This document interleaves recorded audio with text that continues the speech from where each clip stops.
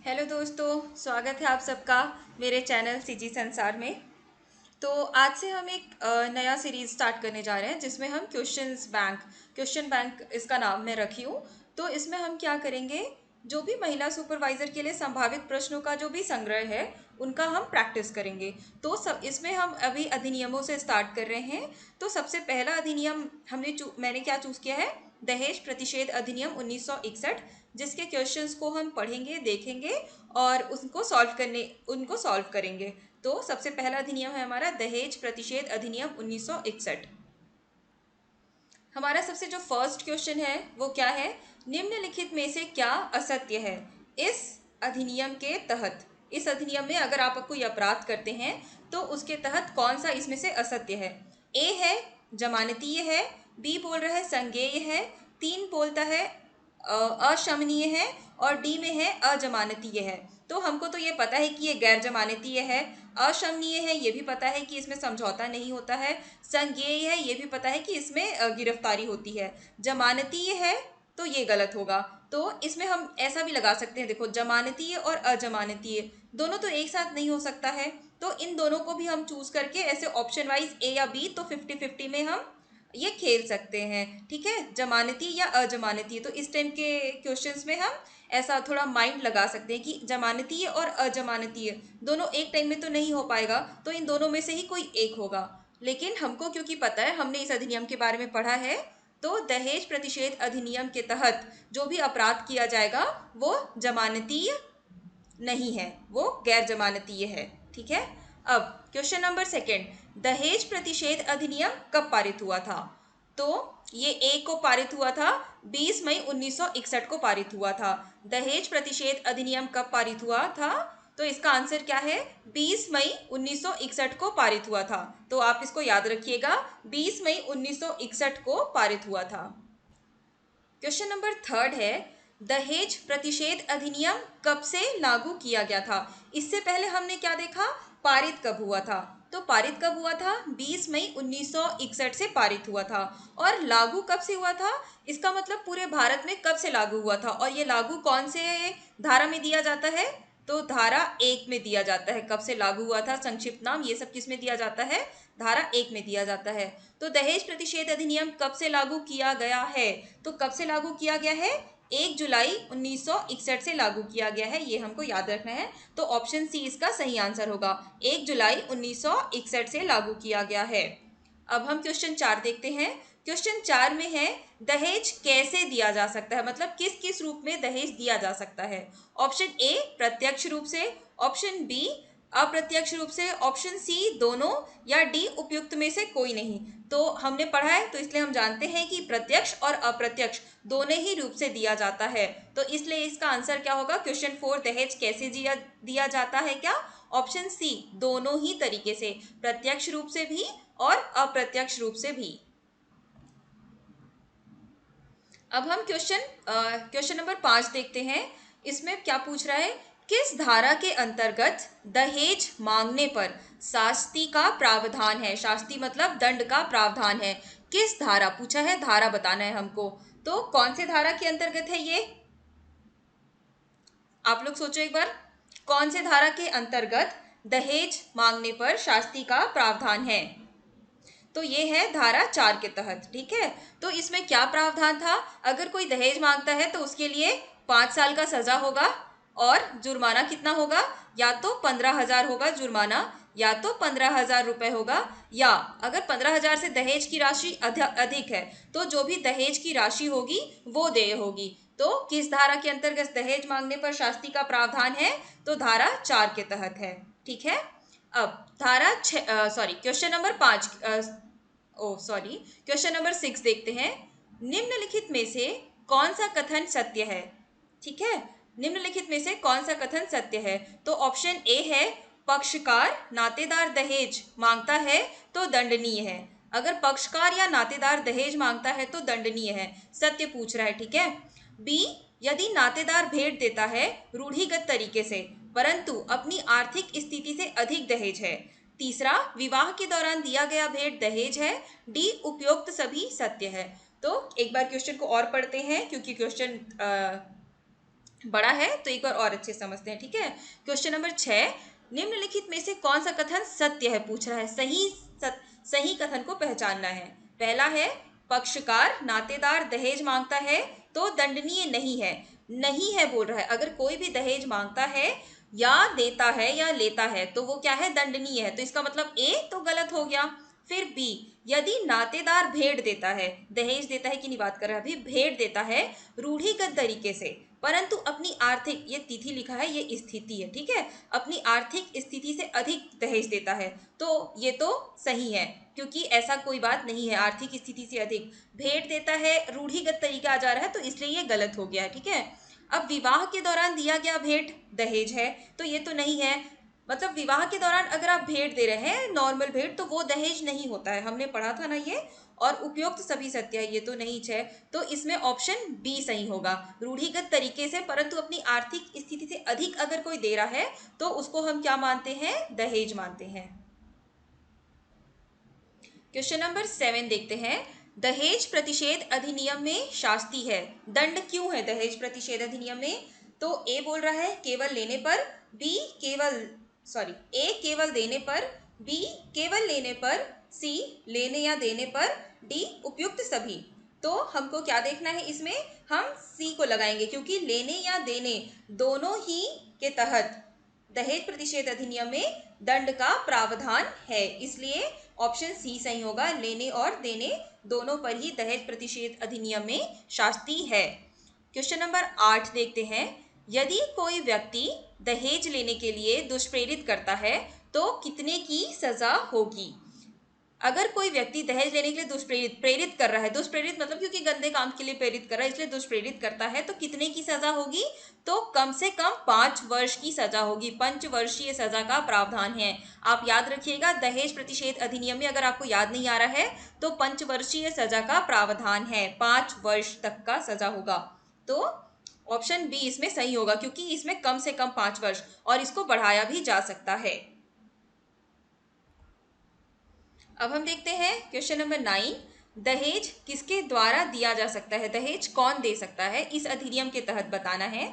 तो केवल वधु पक्ष ए के तहत, बी के तहत केवल वर पक्ष, सी दोनों पक्षकार में से कोई भी, डी केवल वधु पक्ष के नातेदार। तो हमको तो पता है कि वर या वधु दोनों ही दहेज दे सकते हैं और दहेज ले सकते हैं, तो इसलिए ऑप्शन सी जो होगा वो हमारा राइट आंसर होगा। अब क्वेश्चन नंबर 10। दहेज प्रतिषेध अधिनियम में संज्ञान किस पर लिया जाएगा? तो संज्ञान मतलब किसके किसके तहत वो उसके बारे में जाना जा सकता है कि दहेज हुआ है के लिए। तो ए सूचना पर, कोई भी सूचना दे सकता है, बी पुलिस रिपोर्ट के आधार पर, सी परिवाद के द्वारा अगर शिकायत किया गया है तो, और डी उपयुक्त सभी। तो हमको तो पता है कि सूचना पर भी जो संज्ञान सूचना के द्वारा भी लिया जाता है, पुलिस रिपोर्ट के द्वारा भी लिया जाता है, परिवाद के द्वारा शिकायत करने पर भी लिया जाता है, तो इसलिए हमारा ऑप्शन क्या हो जाएगा, डी हो जाएगा। क्वेश्चन नंबर 11 देखते हैं। दहेज प्रतिषेध अधिनियम में उल्लंघन में सबूत का भार किस पर है? उल्लंघन में सबूत का भार किस पर है? पहला, व्यक्ति जिसने परिवाद किया है। परिवाद का मतलब जिसने शिकायत किया है, न्यायालय में जिसने जो भी दहेज का अगर शिकायत किया है तो वो वाला जो व्यक्ति है वो, तो जिसने परिवाद किया है, जिसने शिकायत किया है। बी है, व्यक्ति जो मना करता है उसने दहेज नहीं लिया है, तो इसको हम और क्या बोलते हैं, इसको हम और बोलते हैं परिवादी, ठीक है, इसको हम और क्या बोलते हैं, परिवादी बोलते हैं। बी का ऑप्शन एक परिवादी भी हो सकता था। सी वर पक्ष के द्वारा या डी वधु पक्ष के द्वारा। तो हमको तो पता है कि दहेज प्रतिषेध अधिनियम में उल्लंघन में सबूत का भार किस पर होता है, बी के द्वारा, परिवादी पर होता है। जिस पर आरोप लगा है वही प्रूफ करेगा कि नहीं मैंने दहेज नहीं लिया है। तो इसका आंसर क्या होगा, व्यक्ति जो मना करता है उसने दहेज लिया है, या परिवादी भी इसका ऑप्शन हो सकता था। क्वेश्चन नंबर 12 देखते हैं।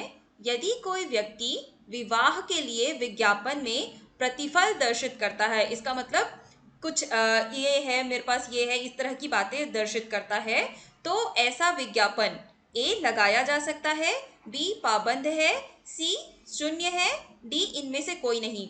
तो कोई भी तरह का दहेज प्रतिषेध अधिनियम में ये बताना कि उनके पास कितना प्रतिफल है, कितनी संपत्ति है, कितना ये है, या इस तरह का हमको दहेज चाहिए, या ये तो इस तरह का विज्ञापन जो है वो पाबंद है, इसलिए ऑप्शन बी इसका राइट आंसर होगा।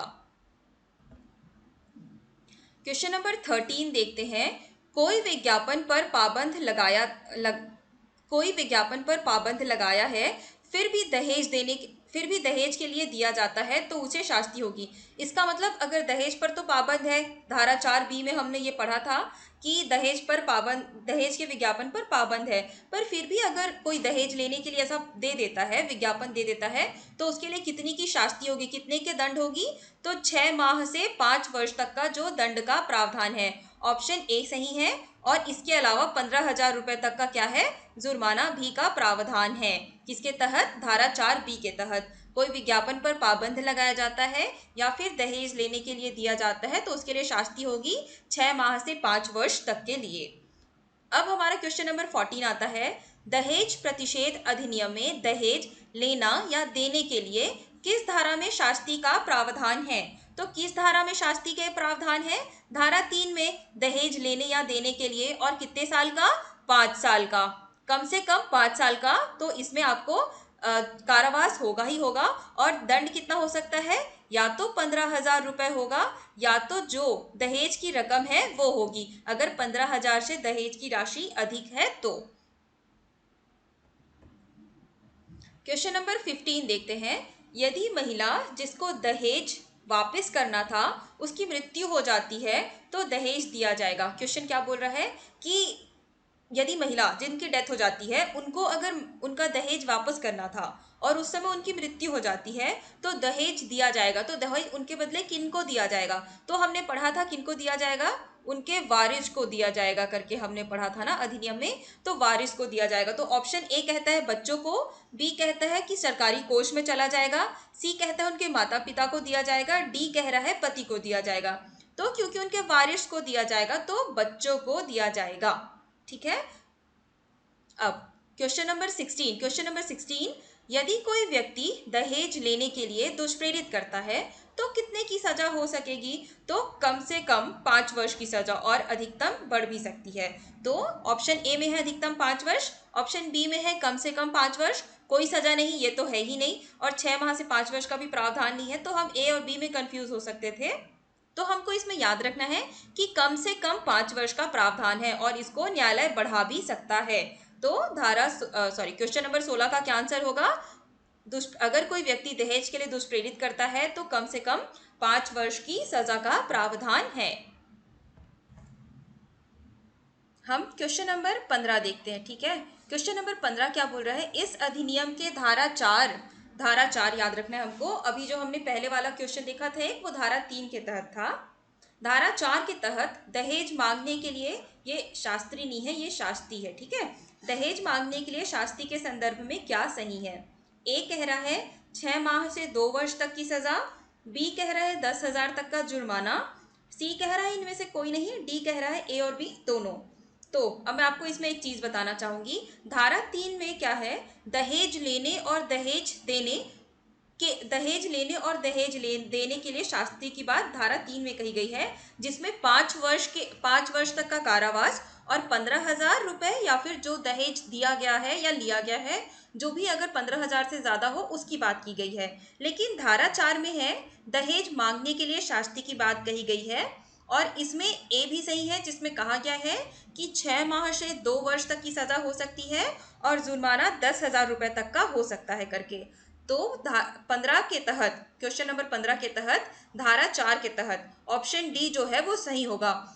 अगर दहेज मांगने के लिए है, वो दहेज लेने या देने की स्थिति में था और ये दहेज मांगने के लिए है। ठीक है। तो हमने इसको ऑप्शन डी सही है।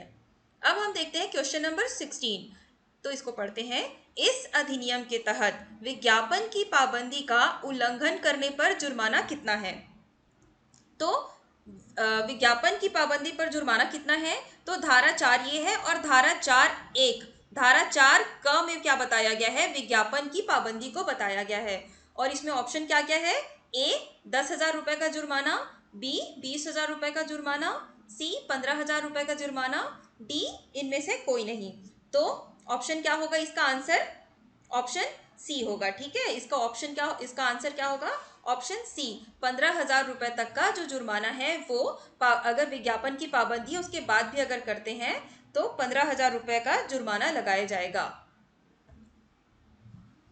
अब हम देखते हैं क्वेश्चन नंबर, दोस्तों ये 19वां नंबर का क्वेश्चन है। क्वेश्चन नंबर गलत लिखा गया है यहाँ पे। क्वेश्चन नंबर 19 होगा, दहेज लेने या देने के लिए करार का शून्य होना, ये शून्य नहीं है, शून्य भी हो सकता है, या शून्य होना कौन से धारा के तहत है? तो कौन से धारा के तहत दहेज लेने या देने का करार, करार मीन्स एग्रीमेंट जो है वो शून्य होगा? चलो आप बताओ, तब तक मैं आपके लिए ऑप्शन पढ़ देती हूँ। ए है धारा 4, बी है धारा 5, सी है धारा 6, डी है धारा 7। तो ऑप्शन बी, धारा 5 के तहत दहेज लेने या देने के लिए करार, एग्रीमेंट का जो है वो शून्य होना किस तरह, कौन से धारा में बताया गया है? धारा 5 में बताया गया है। अब क्वेश्चन नंबर 20 की बात करते हैं। क्वेश्चन नंबर 20, इस अधिनियम के तहत अपराधों का संज्ञान कौन ले सकेंगे?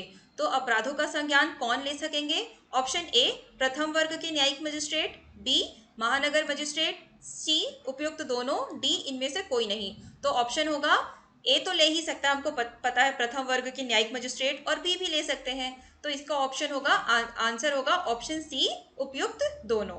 ठीक है दोस्तों, इसका आंसर क्या होगा? प्रथम वर्ग के न्यायिक मजिस्ट्रेट भी ले सकते हैं और महानगर के मजिस्ट्रेट भी ले सकते हैं। हमने ये 20 क्वेश्चंस कर लिए। आपको लग रहा होगा मैम ने तो ये इनके में तो 18 क्वेश्चन तक लिखा था, पर मैम ने 19-20 और लिख दिया है। पर यहाँ पे ना ये क्वेश्चन रिपीट हो गए हैं। देखो, ये 15-16 था और यहाँ पे फिर से 15-16 है, तो ये 16-17 होगा, फिर ये 18-19 होगा, ऐसा होगा। ठीक है, तो वैसे भी 20 नहीं है, 18-19 ही है। सॉरी, मैं थोड़ा, हाँ यस, ठीक है। तो चलो दोस्तों, थैंक यू आप सबका मेरे चैनल सीजी संसार में बने रहने के लिए। और अगर आपने ये दहेज प्रतिषेध अधिनियम 1961 की धारा नहीं देखा है तो प्लीज़ प्लेलिस्ट में जाके, अधिनियम वाला प्लेलिस्ट में जाके दहेज प्रतिषेध अधिनियम 1961 को एक बार पढ़ लीजिए, फिर क्वेश्चन को सॉल्व करने की कोशिश कीजिएगा। Thank you.